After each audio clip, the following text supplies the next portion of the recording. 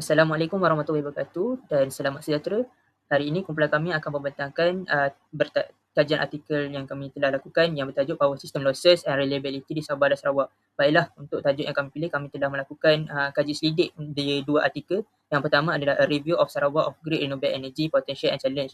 Yang kedua adalah bertajuk Clean Energy Option for Sabah and Analysis of Resource Availability and Unit Cost. Kita mulakan dengan pembentangan artikel pertama yang membincangkan potensi tenaga boleh diperbaharui di negeri Sarawak. Seperti yang kita sedia maklum, kira-kira 42% penduduk Sarawak tinggal di kawasan pendalaman yang kebanyakannya terletak jauh dari rangkaian grid elektrik utama seperti mempunyai cabaran geografi seperti hutan tebal dan kawasan berbukit bukau.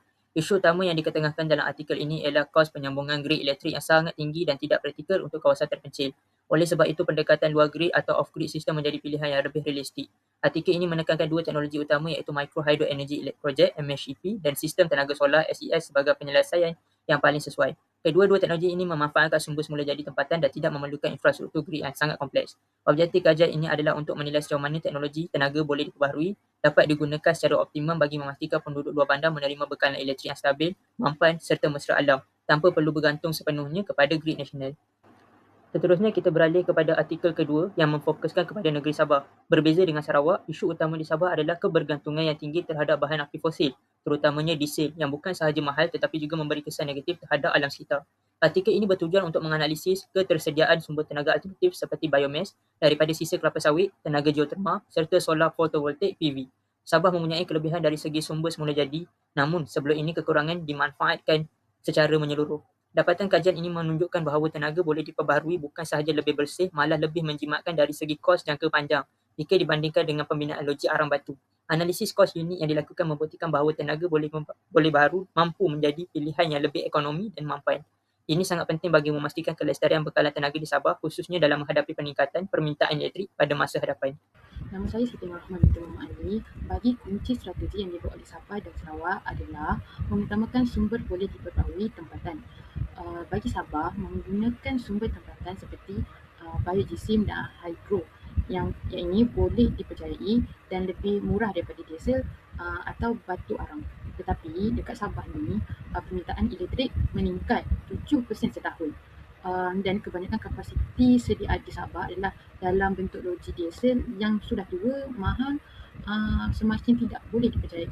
Jadi, gangguan yang tidak dirancang membawa kepada gangguan perkhidmatan yang mahal di seluruh Sabah dan terutamanya di Pantai Timur yang hampir setahun bergantung kepada loji diesel. Jadi, Sabah Electricity Sdn Bhd merancang untuk menambah kapasiti penjanaan yang ketara kepada gridnya dalam dekad yang akan datang. Yang kelima, iaitu menyediakan alternatif yang mesra alam dan kos efektif kepada logik arang batu yang dicadangkan. Bagi Sarawak, iaitu LEA akan beralih kepada penjanaan kuasa diesel dan kadang-kadang juga kepada sistem diesel solar hybrid sebagai penyelesaian jangka pendek kerana ruang di Sabah yang terhad. Yang kedua adalah memupuk penglibatan komuniti dan pihak berkepentingan. Kejayaan dan kemampuan projek luar grid sangat bergantung kepada penglibatan tempatan.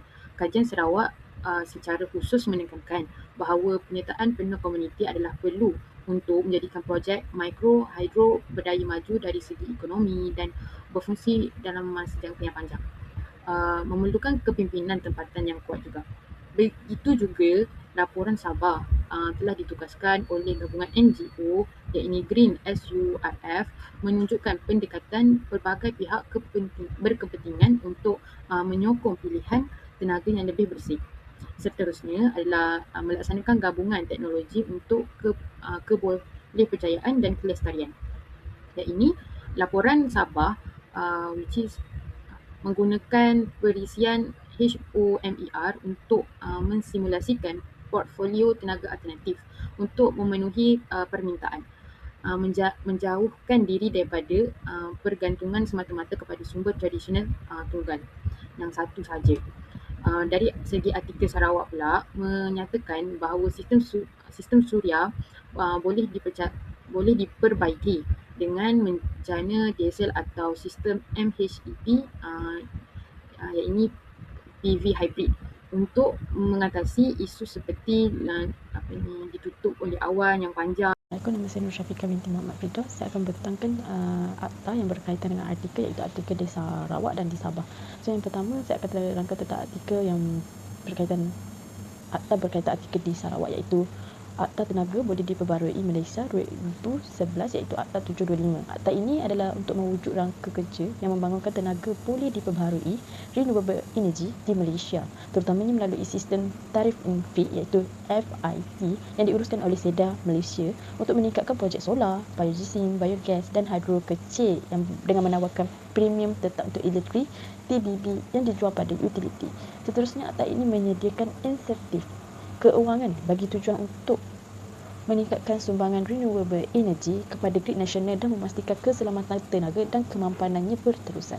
Seterusnya, apa kaitan akta ini dengan artikel adalah walaupun artikel hanya fokus pada luar grid, iaitu micro electric power and solar energy power di kawasan pedalaman, tapi Akta 725 ini menggalakkan pembangunan renewable energy melalui mekanisme seperti feed-in tarif dan apa yang saya sebut tadi, micro hydroelectric power and solar energy ni boleh termasuk dalam sumber feed-in tarif. Dan artikel ini mengukuhkan keperluan untuk meluaskan renewable energy kecil-kecilan bagi kawasan terpencil dan sejajar dengan kebangsaan. Seterusnya adalah artikel kedua, iaitu di Sabah, iaitu Akta 447, iaitu Akta Electricity Supply Act, iaitu di mana akta ini mengawal selia industri pembekalan elektrik secara berterusan, memastikan elektrik hanya pada harga yang munasabah dan menyediakan peruntukan untuk melesenkan dan mengawal pemasangan loji dan kelengkapan elektrik. Seterusnya, menitik beratkan keselamatan orang ramai dan kecekapan penggunaan elektrik. Kenapa akta ini berkaitan dengan artikel di Sabah ialah kerana artikel itu menyelah tentang kekerapan gangguan kuasa yang tinggi di Sabah dan loji DC yang semakin tua yang menjejaskan kebolehpercayaan sistem. So akta ini akan menetapkan keperluan negara untuk keselamatan dan kebolehpercayaan dan kualiti perkalan elektrik. Dan ia juga boleh memperkenalkan pilihan tenaga bersih seperti biogasing dan hidro yang menyokong objektif akta, di mana dengan meningkatkan kestabilan sistem dan memodenkan kemudahan perniagaan usaha. Assalamualaikum dan salam sejahtera. Nama saya ialah Muhammad Ismail Kadir Rizwan. Saya ingin membentangkan tentang standard dan peraturan bagi artikel 1 dan artikel 2, iaitu Sabah dan Sarawak. So yang pertama ialah artikel 1, iaitu Sarawak. Ianya merangka peraturan, iaitu kerangka Undang-Undang Utama Sarawak yang mengawal bekalan dan pemasangan elektrik terdiri daripada Bab 50 Ordinans Elektrik Istimewa Semula 2003. Ini merupakan perundangan utama yang mengawal sektor elektrik Sarawak. Tambahan pula peraturan Kod Negeri untuk Elektrik 2003. Ini mengawal fungsi dan spesifikasi bekalan kuasa negeri. Selain itu, piawaian teknikal untuk sistem luar grid. Program khusus seperti Skim Elektrik Luar Bandar Alternatif Sarawak SARES telah menetapkan spesifikasi teknikal untuk memastikan kebolehpercayaan dan kemampanan sistem untuk komunikasi terpencil. Sebagai contoh, kapasiti sistem. Sistem solar luar grid biasanya menyediakan kapasiti 700 watt hingga 1000 watt setiap isi rumah. Akhir sekali, untuk bahagian artikel 1 ialah peraturan tenaga boleh diperbarui bersambung dengan grid. Bagi sistem tenaga boleh diperbarui yang disambung ke grid utama seperti PV solar di bawah skim pemetaran tenaga bersih, peraturan berikut terpakai. Sebagai contoh, high voltage. Sistem direka untuk memastikan high voltage 240 tambah 5% dan negatif 10% tidak dilanggar.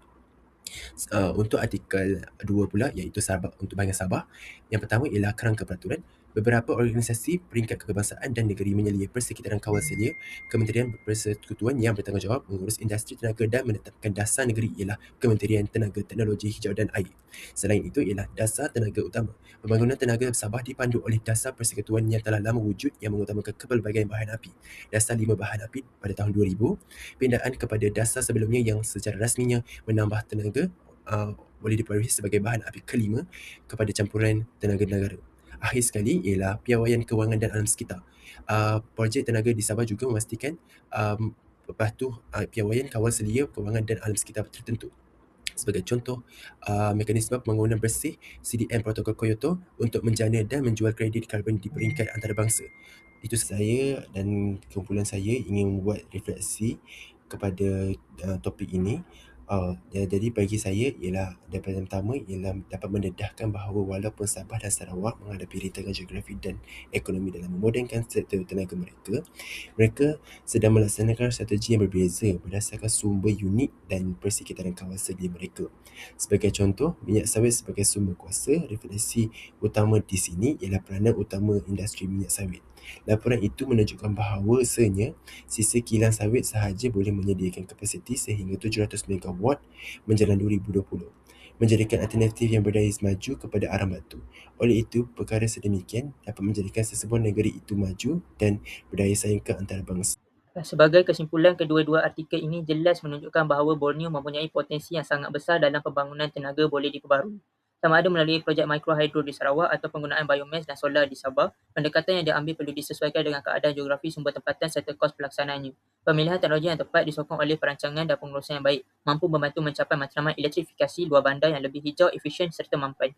Dengan itu jelaslah bahawa tenaga boleh diperbarui bukan sekadar alternatif tetapi merupakan solusi utama bagi masa depan sektor tenaga di Malaysia Timur. Melalui projek ini, kami memperoleh pemahaman yang lebih mendalam tentang cabaran yang dihadapi oleh sistem kuasa di Sabah dan Sarawak, khususnya dari segi losses dan reliability.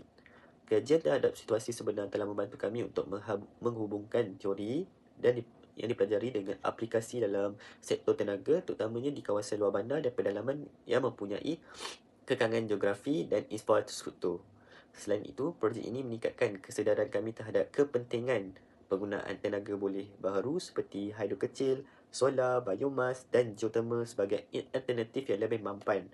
Kami mendapati bahawa kebergantungan kepada satu sumber tenaga sahaja adalah tidak mencukupi. Sebaliknya, pendekatan seperti hybrid dan persepaduan amat penting bagi memastikan bekalan elektrik yang stabil dan berterusan.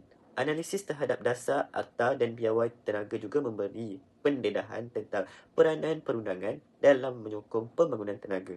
Secara keseluruhannya, projek ini meningkatkan kemajuan kerja berpasukan, penyelidik dan pemikiran kritis kami. Ia juga menekankan kepentingan penglibatan komuniti sokongan dasar dan inovasi teknologi dalam memastikan kejayaan jangka panjang dalam sistem tenaga.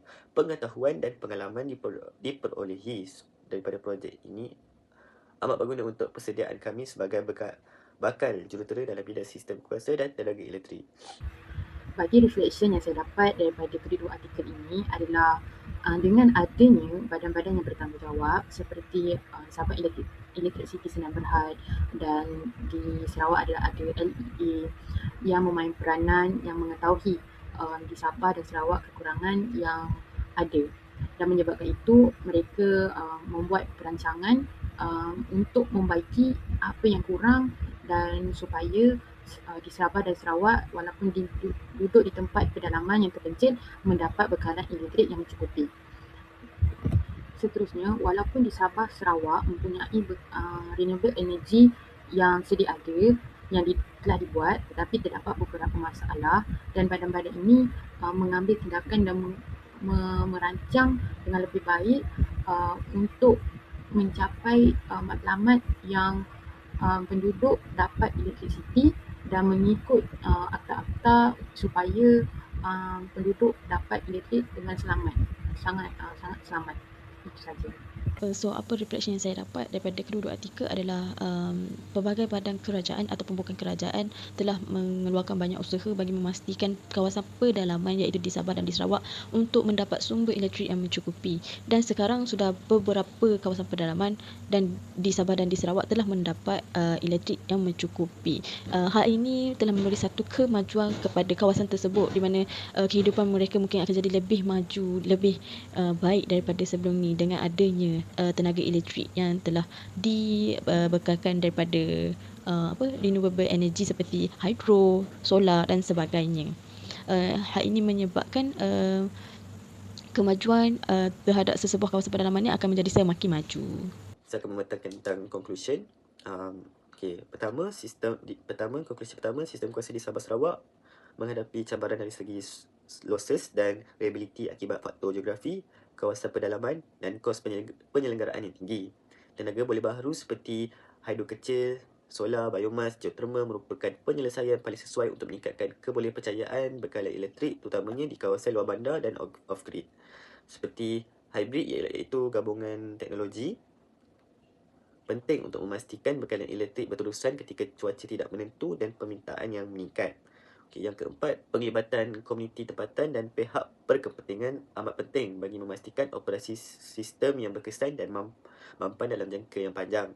Dasar akta dan piawai tenaga sedia ada menyokong pembangunan tenaga yang boleh baharu, namun pelaksanaan yang lebih menyeluruh diperlukan untuk mengurangkan kebergantungan kepada bahan api fosil. Secara keseluruhannya, pendekatan tenaga yang mampan dan bersepadu mampu meningkatkan reliability sistem kuasa, mengurangkan losses serta menyokong pembangunan lestari di Sabah dan Sarawak.